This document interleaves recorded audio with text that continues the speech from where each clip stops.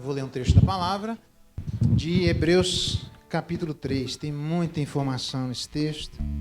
Pedimos a graça de Deus. Se vê que ficar extenso, no tempo eu paro, a gente continua semana que vem, mas eu, se eu fosse você, pegaria uma caneta e anotava, porque vai cair na prova. Final do ano tem prova, né? Aqui para ver quem que passa para ser membro dessa igreja no que vem. Não é assim, sendo membro da igreja. Você tem que fazer uma prova todo ano para ver se dá certo para continuar.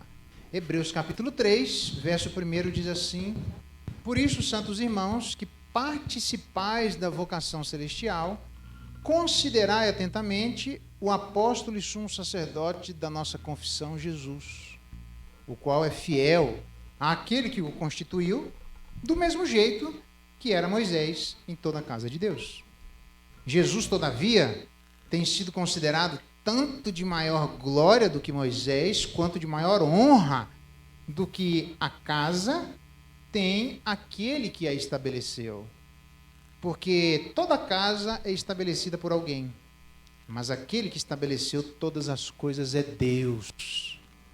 Moisés era fiel em toda a casa de Deus como servo, para testemunho das coisas que haviam de ser anunciadas. Cristo, todavia, como filho, em sua casa, a qual casa somos nós, se guardamos firmes até o fim a ousadia e a exultação da esperança, assim, portanto, como diz o Espírito Santo, hoje, se ouvirdes a sua voz, não endureçais o vosso coração, como foi na provocação, no dia da tentação no deserto, onde os vossos pais me tentaram, pondo-me à prova, e viram as minhas obras por 40 anos. Por isso me indignei contra essa geração e disse: estes sempre erram no coração. Eles também não conheceram os meus caminhos. Assim jurei na minha ira: não entrarão no meu descanso. Tende cuidado, irmãos. Jamais aconteça haver em qualquer de vós perverso coração de incredulidade que vos afaste do Deus vivo. Pelo contrário, exortai-vos mutuamente a cada dia, durante o tempo que se chama hoje, a fim de que nenhum de vós seja endurecido pelo engano do pecado. Porque nos temos tornado participantes de Cristo, se de fato guardamos até o fim a confiança que desde o princípio tivemos. Enquanto se diz hoje, se ouvirdes a sua voz, não endureçais o vosso coração, como foi na provocação. Ora, quais os que tendo ouvido se rebelaram? Não foram de fato todos os que saíram do Egito por intermédio de Moisés? E contra quem se indignou por 40 anos? Não foi contra os que pecaram, cujos cadáveres caíram no deserto? Contra quem jurou que não entrariam no seu descanso? Senão contra os que foram desobedientes. Vemos, portanto, que não puderam entrar por causa da incredulidade. Até aqui a leitura da palavra de Deus. Louvado seja Deus pela sua palavra. Vamos ouvir uma música.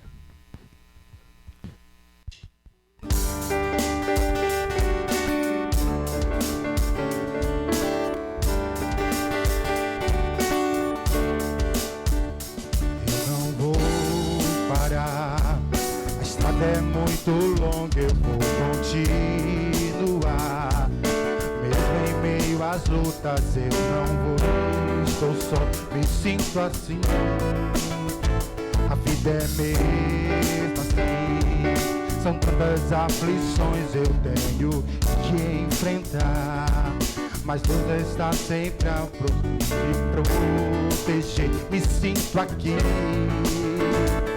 Quando o vento sopra contra mim, os problemas querem me abater, eu me lembro grande eu sou, me enviou. Eu tenho chamado, jamais vou me calar. Eu tenho chamado, o evangelho anuncia, eu fui escolhido. No ventre da minha mãe, eu sei que Deus não abre mão de mim, não.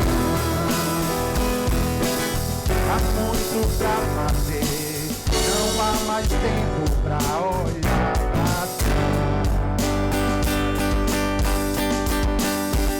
Eu tenho chamado, jamais vou me calar.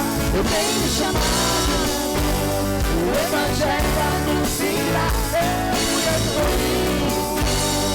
no ventre da minha mãe. Eu sei que Deus não abre mão de mim, não. Eu tenho chamado, jamais vou me calar. Eu estou no ventre da minha mãe. Eu sei que Deus não abre mão de mim, não. Eu tenho chamado, eu tenho chamado, jamais vou me calar. Eu tenho chamado, o Evangelho anuncia. Eu estou no ventre da minha mãe. Eu sei que Deus não abre mão de mim, não. Eu tenho chamado.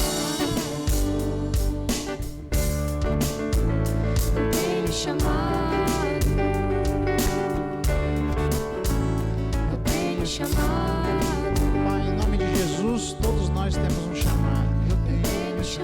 Um chamado para andarmos na Tua presença. Devemos aprender a andar com a dignidade desse chamado. Dá-nos graça na Tua palavra. Fortalece o nosso coração. E ajuda-nos a entendermos, à luz de Hebreus 3, como podemos exercer esse chamado. Um chamado e uma vocação celestial. Algo que vem direto dos céus, penetra profundamente no coração de todos nós. Dá-nos graça, não é só o pastor que tem um chamado, todos nós aqui temos um chamado. O Senhor está chamando a tua igreja. Ajuda-nos a trabalharmos, a andarmos de acordo com esse chamado celestial. É a nossa oração, em nome de Jesus. Amém. Então vamos nos concentrar. Sobre o que eu gostaria de falar com os irmãos, sobre como exercer a vocação celestial. E é um assunto importante. Na verdade, a gente já viu isso, que Jesus Cristo foi chamado de o pioneiro. E a gente viu por que ele foi pioneiro. Ele andou por um caminho que nós não podemos andar. Ele trilhou uma área que nós não podemos andar, que é aquele Santo dos Santos, lembra disso? Onde ele dava de cara com dois arcanjos, um apontando para o outro lá, e logo de cara os arcanjos olhando para as tábuas da lei dentro da Arca da Aliança. Quem é que se mete lá naquele negócio? Só quem obedecia perfeitamente, porque senão, bicho, a conversa ia ser diferente. E aí Jesus podia entrar naquele lugar, nós não podíamos. Aprendemos, então, a diferença de propiciação, que era o propiciatório, onde os nossos pecados foram expiados. Lembra? A expiação de pagos, tá bom? A propiciação, então, é a tampa da caixa de sapato, beleza? Já que os anjos estão olhando lá, os arcanjos, para a Arca da Aliança, que tem que obedecer perfeitamente, porque senão vai ter que se lidar com os anjos, e com eles não tem conversa. A obediência é perfeita, porque não são anjos caídos. Então, para evitar que eles continuem olhando para a Arca da Aliança, porque não tem quem obedeça perfeitamente, a não ser o próprio Jesus Cristo. Então, ele é essa propiciação para que Deus seja propício, favorável a nós. Sendo propício, favorável a nós, como? Quando o sangue, então, era derramado sobre o propiciatório e os nossos pecados expiados pelo sangue de Jesus, o novo e vivo caminho. Ok? Então, ele sendo este pioneiro, este príncipe, este líder, este governador, este que vai na frente, literalmente, então, ele se identifica com o seu povo e chama o seu povo. Então, nós temos uma vocação celestial. Como é que a gente exerce a vocação celestial? Primeiro, identificando que nós somos chamados. Na verdade, no verso 1 do capítulo 3, ele diz, aqueles que participam da vocação. A palavra vocação celestial pode ser traduzida, a palavra vocação, por chamada celestial. Significa que todos nós fomos diretamente chamados por Deus. Tem gente que pensa que o pastor é chamado. Não, os crentes são chamados por Deus, já que eles estão falando, o autor aos Hebreus está falando aos crentes, né? Então, os crentes são chamados por Deus para serem crentes, né? E, então, essa é a primeira vocação. E o pastor, então, é chamado para conduzir as ovelhas. Esta é uma segunda vocação. E aqueles que são pastores de pastores, a gente entende que, então, é uma terceira vocação, porque Deus não chamou todo mundo para fazer isso, tá bom? Do mesmo jeito, ele chama alguns para serem seus filhos, alguns para liderarem seus filhos e alguns para liderarem aqueles que lideram seus filhos. Então, há uma vocação dupla e vocação tripla. Todos nós fomos chamados por Deus. Isso é importante a gente identificar, porque senão é por essa razão que Paulo, então, fala que a gente deve servir como servindo ao Senhor e não a homens, sabendo que receberemos do Senhor a recompensa da herança. Por quê? Porque nós fomos chamados diretamente dos céus. Eu sei que, às vezes, no exercício da nossa caminhada, dos dons e talentos que Deus distribui na sua igreja, existem N circunstâncias que, eventualmente, nos fazem desanimar. Entretanto, a gente precisa entender que Deus está chamando toda a sua igreja. Toda a sua igreja irá para o céu atendendo a uma chamada celestial. Há muitas coisas celestiais. Hebreus diz que há dom celestial, ele diz que há um santuário celestial, ele diz que há coisas celestiais, ele fala que há uma pátria celestial, e ele termina dizendo que há Jerusalém celestial. Há celestialidade do começo ao fim na carta aos Hebreus, e na carta de Paulo é bem interessante quando ele repete as regiões celestiais ou os lugares celestiais. O que significa que há uma celestialidade enorme da nossa vida e que a gente deve prestar atenção nessa celestialidade. Porque senão a gente, se puder aumentar só um pouquinho, por gentileza, obrigado. Porque senão a gente vai ficando terreno demais, se esquecendo dessa celestialidade. Aliás, ele já disse, irmãos, sede meus imitadores e observem aqueles que andam segundo o modelo que tendes em nós, porque muitos que andam entre nós, eu já disse isso, Paulo falando repetidas vezes, eu vos dizia, e agora ele fala até chorando, que andaram com eles e agora são inimigos na cruz de Cristo, porque não prestaram atenção na chamada celestial. O destino deles é a perdição, o Deus deles é o ventre, a glória deles está na sua infâmia, visto que se preocupam exclusivamente com as coisas terrenas. Não é o pastor que precisa se preocupar com a vida celestial. Todos nós que crentes somos e que fomos chamados por Deus, um chamado celestial, precisamos nos preocupar com a celestialidade da nossa vida.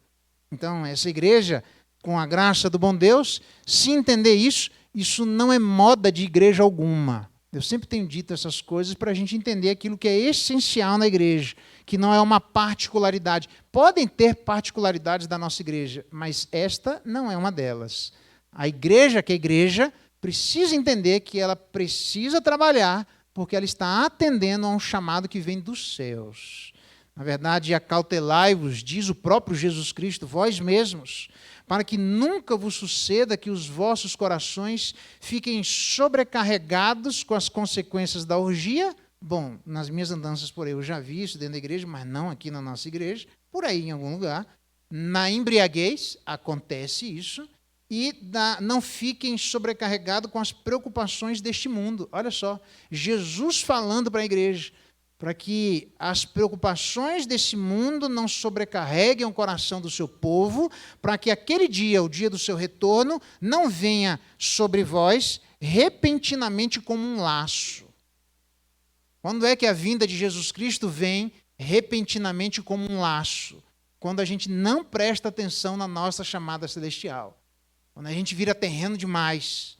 Quando a gente despreza que foi os céus quem se preocupou de encarnar e chamar cada um de nós através do Espírito de Deus que habita no nosso coração. A gente precisa prestar atenção nisso. Então, como é que a gente exerce a vocação celestial?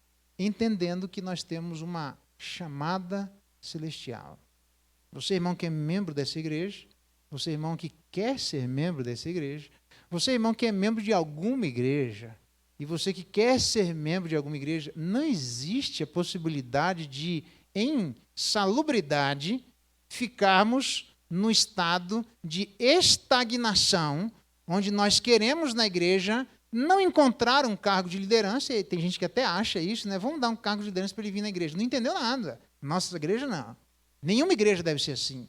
As pessoas precisam estar na igreja porque Deus está chamando. Porque existe uma vocação. Se isso não for suficiente para a gente estar diante de Deus, nada será suficiente, muito menos um cargo que a igreja der para a vida de alguém. Todos nós precisamos trabalhar, porque pelo céu nós fomos chamados. Segunda coisa para exercermos a vocação celestial. Isso é interessante. Fixem a mente no apóstolo e fiel sumo sacerdote. Fixem a mente no apóstolo e fiel sumo sacerdote. Eu vou ler aqui. Fixar a mente se encontra literalmente no verso 1, considerai atentamente. Tudo bem? Eu vou me utilizar agora, então, do texto majoritário, que são 2 textos básicos que a gente se utiliza para traduzir a Escritura. O texto majoritário é um deles, um bom texto, tá bom? No texto majoritário, do grego para nós, né, diz assim: portanto, santos irmãos, participantes do chamado celestial, fixai a mente, está lá no texto majoritário, isso que ele traduz para nós de outro texto, considerai atentamente, você pode escrever aí, fixem a mente em Jesus Cristo, apóstolo e sumo sacerdote da nossa confissão. Fixar a mente. Fixar a mente é considerar atentamente. É exatamente a mesma palavra que ele está dizendo para considerar com atenção, considerar com objetivo, considerar sem distrações, considerar não é ouvindo música como nós ouvimos na nossa vida. A gente não ouve música, a gente liga o rádio e a gente liga o som do nosso carro, mas a gente não ouve música. Quando foi a última vez que você sentou na sua casa, ligou o som e disse: o que você está fazendo? Eu vou ouvir música. Eu quero ouvir os instrumentos, eu quero prestar atenção nas diferenças de voz. Ah, mas por acaso você é do louvor? Não, mas eu quero ouvir música. Por acaso você é erudito? Não, eu quero ouvir música, mas ouvir música com atenção, fixando a minha mente neste objetivo.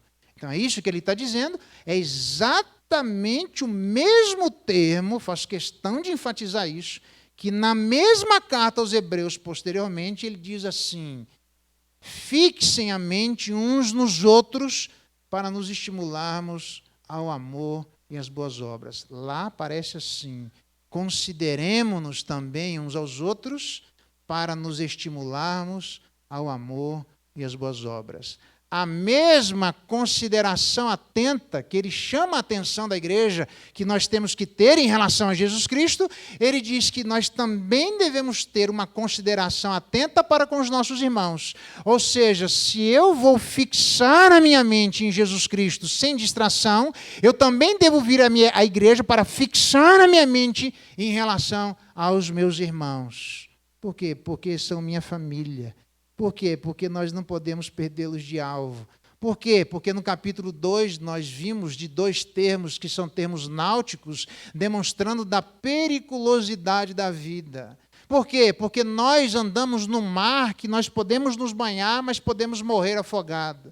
Por quê? Porque se nós formos para a praia, nós iremos cheios de temores, porque quem é que vai cuidar de quem quando entra no mar? Por quê? Porque alguém pode morrer nessa história. Então eu preciso vir, já que nós andamos no mar da vida, e a Bíblia chega ao ponto de dizer, no autor aos Hebreus, lá no final, onde ele diz que Jesus Cristo é a âncora da nossa alma. Isso.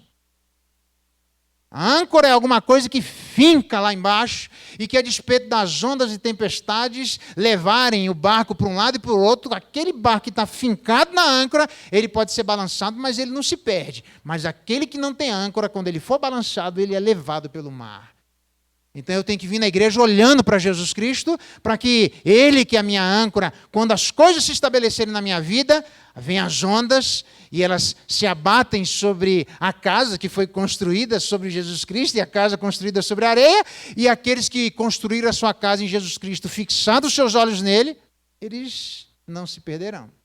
Mas eu também preciso vir na igreja, porque tem gente que vai na praia desavisado. Tem gente que vai na praia, parece que eu vou usar uma expressão que usa lá na Bahia, é bocó, não sei se é na Bahia ou no Paraná. Bom, eu andei em tudo que é lugar aí, é algum lugar desse. É tipo um cara meio desavisado, desatento, assim, um cara que tá achando que tá de férias ali. Pode até estar de férias, mas assim, tá totalmente desligado. Bicho, você tá vendo a onda aí, o cara vai e começa a ter caldo na frente. Então eu tenho que ir na praia, olhando e dizendo, ninguém vai na praia, dizendo, que maravilha, a praia é maravilhosa, eu sei lidar com o mar. Mas e seu irmão? Ele que se dane lá, ele que rezou a vida dele lá, ai, que coisa maravilhosa, eu sei nadar, mas seu irmão sabe nadar? E se ele não sabe, ele que não entra, ai, que coisa maravilhosa. Aí vi aqueles irmãos emborrados, porque aí um diz assim, não entra no mar se não levar seu irmão. Nossa, velho, que peso, que tristeza, e eu tenho que estar junto com meu irmão, eu queria estar na praia, na onda, surfando, pegando jacaré lá embaixo, e aqui eu estou travado por causa desse irmão. É seu irmão, fica aí cuidando dele. E aí cai o beijo, né? Cai aquele negócio lá, porque o cara aí quer ir para a praia sozinho, mas você não está sozinho, você não veio sozinho, você não anda sozinho, você não vive sozinho, a sua vida não é solta. Você tem que olhar para o seu irmão, você tem que prestar atenção nele, você tem que fixar o seu olhar nele. É muito estranho para mim as pessoas que dizem, eu vou na igreja para olhar só Jesus Cristo. Não é isso que a Bíblia está ensinando em lugar nenhum. Eu tenho que vir na igreja para atender a um chamado celestial, atender aquele que é o Criador de todas as coisas, louvar e bendizer o nome daquele que é o único bendito, acima de todo nome, um nome que está acima dos nomes dos anjos, um nome que é absolutamente especial, que Tiago vai dizer que é o príncipe dos pastores. Eu venho olhando para ele, mas eu venho pegando, ei irmão, vem cá, você não está vendo que está chamando lá? Vem cá, você está desavisado por quê? Por que você está andando desse jeito aqui? E aí o irmão parece que está andando de qualquer maneira, você pega na mão dele, e às vezes não dá para você brincar muito no mar como você gostaria. Você até tem condição, mas é seu irmão. Você não vem sozinho, você está numa família. Então o autor aos Hebreus diz que eu tenho que vir na igreja olhando para o céu e olhando para o lado. Olhando para Jesus e olhando para o corpo de Jesus Cristo. Olhando para Deus e olhando para os irmãos. Um olhar vertical e um olhar horizontal. Por isso é estranho para mim as pessoas que... Não estou falando de pandemia. É porque eu estou em Hebreus 3, então eu preciso falar. Por isso é estranho para mim as pessoas que literalmente desconsideram a importância de comungarem junto com os irmãos, porque comungando junto com os irmãos nós atendemos uma chamada celestial, mas comungando junto com os irmãos eu olho para o meu irmão. E aí, velho? É desse jeito assim que você vai no mar assim? Você vai de tênis, essa roupa é adequada para você usar no mar? Presta atenção, rapaz. Vem aqui. Pega, anda do meu lado. Ai, não quero. Vai querer sim, anda do meu lado aqui, piá, para você prestar atenção. E a gente tem que andar olhando uns para os outros. Quem desconsidera a importância de comungar junto com os irmãos, desconsidera a sua importância em relação à fragilidade e esterilidade de nossos irmãos. Nós não estamos sozinhos. Nós somos introduzidos numa família. Lembra disso? A família da aliança. Nós éramos estranhos às alianças da promessa e fomos introduzidos a uma família da qual nós sequer fazíamos parte. Mas então Deus nos introduziu onde tem mais gente além da gente. São os nossos irmãos e nós precisamos nos preocupar com eles. Você fixa o olhar no seu irmão? Você presta atenção para ver se ele está tão firme quanto você está diante de Deus? Aliás, diga-se de passagem, é a mesma expressão que Jesus Cristo usa assim, observai os corvos que não semeiam nem ceifam, e não tem despensa e nem celeiros, mas Deus sustenta eles, quanto mais vocês que valem mais. Então o que é que Jesus Cristo está dizendo? Observem, para o que você está fazendo, fixa o seu olhar nos corvos, dá uma olhada para eles, preste atenção de como é que está a vida deles, reflete sobre como é que eles andam na vida, não trabalham, não fazem nada, vocês valem muito mais do que eles e Deus está abençoando a vida deles. Observe, fixem a mente nos corvos.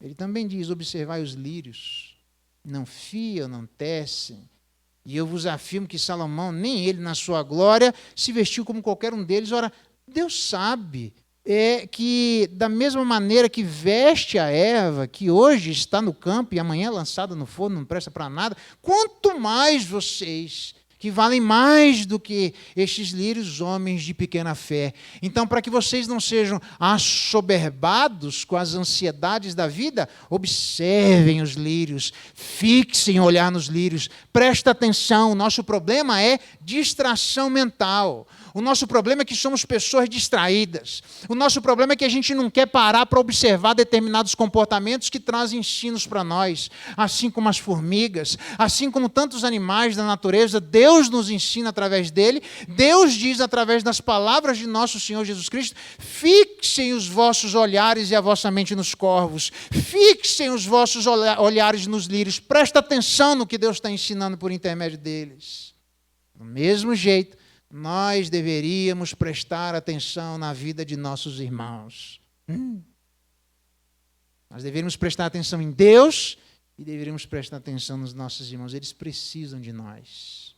Você entendeu que o seu irmão precisa de você? Você acha que é à toa que eu faço essas perguntas aqui? Por uma modinha na igreja? Nossa, o pastor faz umas perguntinhas lá. Ser membro da igreja é massa, na igreja do Cruzeiro lá, porque tem uns negocinhos lá que não tem nas outras igrejas. Isso tem em qualquer igreja, irmão. Quando eu não venho na igreja, eu fico angustiado. Será que tem algum irmão meu que entrou no mar desavisado? Nossa, queria estar lá para poder bendizer o nome do nosso Deus. Não posso estar por alguma doença de alguém, eventualidades que acontecem na nossa vida, mas na primeira oportunidade eu quero estar lá junto com o povo de Deus, porque Deus merece. Porque Deus vai estar cultuando junto conosco. Porque Ele está adorando. Ele é o adorador e Ele é o adorado, mas juntamente com Jesus Cristo eu preciso olhar para os meus irmãos. Será que tem alguém que está precisando de ajuda? Será que eu preciso pegar na mão? Será que essa semana eu não vou poder pegar um jacaré, estar na praia descansando? Por quê? Porque eu preciso visitar os irmãos à noite. Você acha que eu visito porque eu gosto, porque eu quero? É porque é preocupação com os irmãos, que todos nós deveríamos ter. Isso é uma função da igreja. O autor aos Hebreus está escrevendo para a igreja. Ele não está escrevendo para a liderança da igreja. É a igreja. Quem é que deve se preocupar com a igreja? A igreja. Então, em vez de você dizer assim: ei, pastor, cadê esse fulano aqui? Eu te pergunto, você viu aí o fulano? Você ligou para ele? Você foi na casa dele? Você perguntou por ele? Você visitou ele? Todos nós devemos nos mútuo visitar. Isso não é frescura, não é modinha da igreja. É porque nós precisamos nos preocupar com a vida uns dos outros.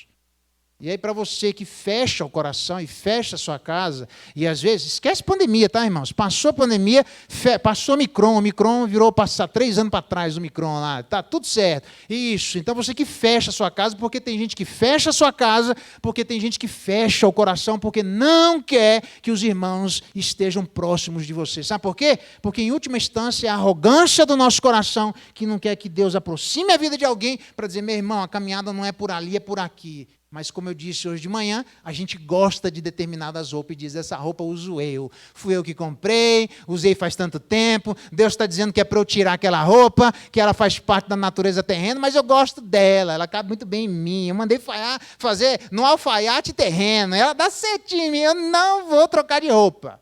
E aí a gente faz as nossas artimanhas para não aceitar irmãos andando junto conosco. Beleza, você pode até fazer isso. Mas você não pode deixar de olhar. Vai ser uma incoerência, mas eu sei. Mas você não pode deixar de andar junto com seus irmãos. Porque a palavra de Deus exige isso de nós. Consideração atenta. Sabe por que a gente não atende à vocação celestial? Porque a gente é distraído espiritualmente. A gente pensa em tanta coisa na vida e esquece de que a gente deve olhar para Jesus Cristo. Não é como a gente olha para o trabalho. Não é quando a gente olha para o nosso namorado ou namorada, não tira o olho, né? Fica lá assim de zóio. Ou quando a gente está navegando, procurando lá novos ares, está namorando ainda, não casou, está só com o radar buscando tudo, parece um submarino, né? E não tira o olho.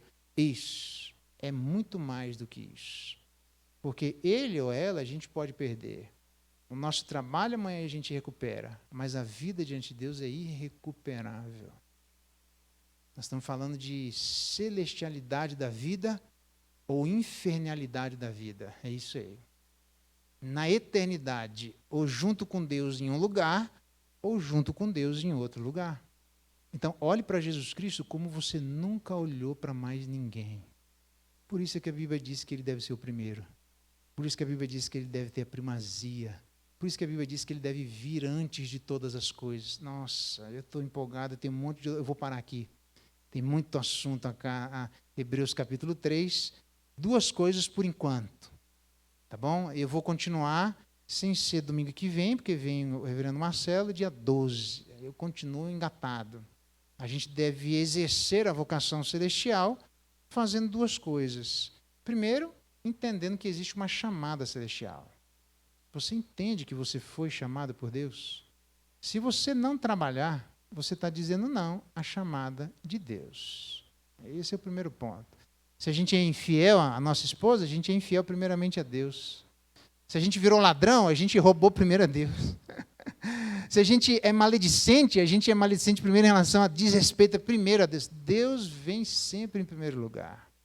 Chamada celestial. Segundo, nós exercemos a vocação se nós fixamos a mente.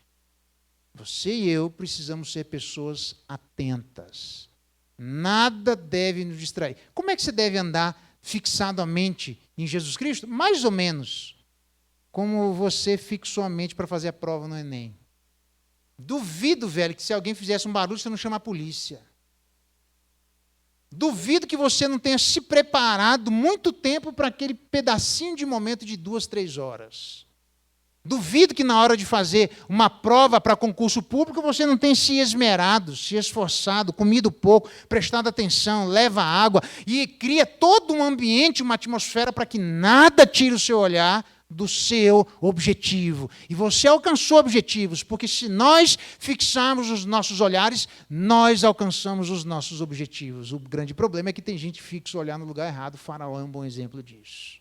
Ele clamou como nunca houve uma reunião de oração naquele momento. O Egito inteiro clamou, só que clamou na hora errada e clamou para a pessoa errada. Eles tiveram a oportunidade para clamar ao Deus de Israel, mas não quiseram fixar o olhar em Jesus Cristo. O povo no Antigo Testamento diz, a serpente vai picar, olha para aquele que for levantado, e todo aquele que olhar para aquele que tiver levantado do madeiro, esse vai ser curado. Nem olhar não quis. Por quê? Porque fixou a mente em outro lugar. Nós somos mestres em fazer isso. Somos pessoas, não é porque as coisas nos distraem, é porque o nosso coração é distraído. Não é porque as coisas chamam a nossa atenção. É porque o nosso coração tem interesse por outras coisas que não Jesus Cristo. A gente só consegue responder de maneira adequada à vocação celestial se a gente tiver objetivo. Ninguém tira a minha mente de Jesus Cristo. Nem a morte. Eu já vi gente que morre parente. Não gostei, não, parei. Jesus Cristo não salvou lá. Dá até medo quando alguém é livre de um acidente e a pessoa diz assim, Deus é fiel. E se morresse, Deus era o quê? E alguém foi curado e Deus é fiel. E se morresse, era o quê? Você acha que ele é fiel só porque obedece aos nossos apetrechos e aos nossos desejos? Minha irmã, está muito longe disso. Deus é Deus. Ele não se submete à vontade humana. Ele é quem governa todas as coisas. É Ele quem dirige todas as coisas. E Ele não pede licença para o nosso entendimento parco, limitado, caído, influenciado pelo pecado, absolutamente quebrado, para dizer, Geraldo, você entendeu? Se eu fizer desse jeito, está bom para você? Fica feliz se houver felicidade. E vem um monte de gente que tira o olhar de Jesus Cristo porque ele não deu um trabalho, porque a doença se estabeleceu, porque as coisas não eram como nós queríamos, os filhos não são como nós gostaríamos, o trabalho está, na verdade, uma chatice, eu não consigo um outro trabalho, a vida não é como eu gostaria, meu cônjuge tem cheio de problemas, meu marido é cheio de dificuldades, e a gente vai colocando nas circunstâncias da nossa volta as razões das nossas distrações. Tudo isso é balela, irmão. É só para mostrar os verdadeiros interesses que existem dentro de nós. Deus é Deus. Se nem morte, nem vida, nem principado, nem potestade, nem coisas do presente, nem do porvir, nem saúde, nem doença, nem nada, absolutamente nada vai tirar o meu olhar de Jesus Cristo. E isso é fixamente nele. Eu estou com saúde, fixamente em Jesus Cristo. Eu fiquei doente, fixamente nele. Eu estou piorando de doença, fixa nele. Eu vou para o velório, mas morre olhando para Jesus Cristo, irmãos. Porque aqueles, de acordo com o próprio Jesus Cristo, que morreram olhando para mim, estes, ainda que morram, viverão, irmãos. Tem que parar com esse negócio de achar que são as temporalidades da vida que mostram a fidelidade de Deus a nós. Deus, antes de ser fiel a nós, é fiel a Ele mesmo, por fidelidades que sequer nós imaginamos na nossa vida. E isso é Deus. Então, fixe o seu olhar, não é se você está ganhando ou se você está perdendo, se você tem mais ou se você tem menos, se as coisas estão favoráveis ou desfavoráveis, se as coisas vão boas ou se vão ruins, se a sua vontade é feita ou não é feita, não interessa, irmãos. Olhe para Jesus Cristo. Eu não posso dizer que às vezes a sua vontade não vai ser não feita. Não posso dizer que às vezes você vai piorar. Eu vou orar e você vai ficar ruim, doente. Crente perde emprego, irmão. Crente fica doente. A gente se esmera, se esforça e às vezes as coisas pioram. Crente morre. Fiz velório de uma mulher que fez cirurgia bariátrica muitos anos atrás e ela foi decaindo. Quando se deram conta e tentaram arrumar, não deu, morreu. Fui lá, um pastor fiel, pastor que fazia um trabalho belíssimo, absolutamente abençoador. E chamaram a igreja lotada, gente que vinha de outros lugares. Geraldo, você faz? Faço. E alguém antes de mim pegou a palavra e diz, eu aprendi na minha vida, quando participei de um velório de filhos de pastor, que filhos de pastores morrem. A gente vai colocando umas sebes onde Deus não colocou a sebe, irmão. E aí participei de outro velório onde o pastor morreu e eu descobri que pastores morrem. E agora nós estamos aqui participando de um velório de uma mulher que foi absolutamente fiel, de um pastor absolutamente fiel, e hoje nós descobrimos junto que mulheres de pastores também morrem. Porque nós estamos desejando? Não, porque não tem essas sebes que nós inventamos. Independentemente de viver ou morrer, o que importa é que nós vivamos ou morramos olhando para Jesus Cristo. Fixamente nele. Esse é seu chamado aqui na igreja. Para fixar a mente em Jesus Cristo. Se a sua vida é boa ou ruim, isso é um segundo detalhe. Isso é só um detalhe. Isso é outro detalhe. Tem um monte de coisa envolvida nisso. Mas hoje, Deus está chamando a gente para isso. Uma chamada celestial para fixar a mente nele. Vixe, tem muito assunto aqui. Empolguei. Tá bom, irmãos, vamos parar. Vamos orar? Não sei como é que você veio, eu espero em nome de Jesus que Deus abençoe profundamente sua vida. E você tenha a consciência, e você que está nos assistindo também, que se você é membro de alguma igreja ou dessa igreja, a sua responsabilidade, irmãos, é com Deus, em primeiro lugar, porque é Ele quem te chamou. Eu não sei como é que você está animado ou desanimado, mas Deus é que te chamou. Você está obedecendo direito à chamada celestial para fazer o que Ele está mandando você fazer? E segundo, se tem alguma coisa distraindo, joga fora, irmão. Desliga o som, desliga a TV, para de ficar se concentrando nas vicissitudes da vida e olha para Jesus Cristo. Quando a gente fizer isso, o nosso coração vai se acalmar. E a paz celestial vai invadir a nossa vida. Vamos ficar de pé, vamos orar. Pai, obrigado pela tua palavra, louvado seja o teu nome. Todos nós temos uma vocação, muito obrigado por isso. Não é da nossa vontade, nós não somos tão bons assim para imaginarmos que podíamos fazer isso. É o Senhor que nos chamou, os céus se revelaram a nós, e onde Satanás obscureceu o nosso entendimento, a luz do teu evangelho brilhou na nossa vida. Um chamado celestial. Abençoa essa igreja, para que todos possamos exercer a vocação celestial, porque todos entendemos que do céu nós somos chamados. Mas se tem alguém distraído, dá graça para sermos atentos. Se tem alguém que por interesses escusos tem deixado de olhar atentamente para ti, que nessa noite sejamos corrigidos pelo teu Espírito.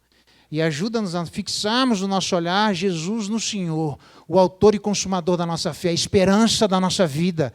Mas dá graça, Pai, para também fixarmos os nossos olhares aos nossos irmãos. O mar é bravo, a vida é brava, a vida não é brincadeira, então não é para brincar. Às vezes tem irmãos nossos aqui vacilantes, dê graça para que outros irmãos não vacilantes peguem na mão deles. A família é grande, precisamos aprender a pegar na mão uns dos outros. A praia é grande, é para todo mundo. Mas todo mundo precisa se ajudar. Se tem alguém aqui que não está olhando para ti, que nessa noite possamos estender o nosso olhar para o Senhor e nada, independentemente do que vivemos ou passamos, e independentemente do que vivemos ou venhamos a passar, nada nos tira o olhar de ti. E ajuda-nos a olharmos os nossos irmãos. Se tem alguém vacilando, nos dê graça para pegarmos na mão dele. O mar é bravo para nós, mas é bravo para a nossa família. O mar é bravo e pode matar a nós, mas pode matar os nossos irmãos. Se nós sabemos nadar e se somos atentos e prestamos atenção, Deus, dá-nos empatia, dá-nos sensibilidade. Ajuda-nos a olharmos para os nossos irmãos e prestarmos atenção como por eles somos responsáveis. Nós viemos na igreja para olhar para ti, Pai, mas também nós viemos na igreja para olhar para os nossos irmãos. Se fizermos assim, exerceremos a vocação celestial. A vocação que vem dos céus, com uma chamada que vem do céu, com uma responsabilidade recíproca. Abençoa a nossa igreja, para que isso se faça manifestar na nossa caminhada. E agora, irmãos, que a graça de nosso Senhor Jesus Cristo, o amor de Deus, nosso eterno Pai, a comunhão, consolação, a bênção da companhia do Espírito Santo de Deus estejam com vocês, irmãos, e sobre todo o povo de Deus espalhado pela face da terra, hoje e pelos séculos dos séculos. Amém. Amém. Amém.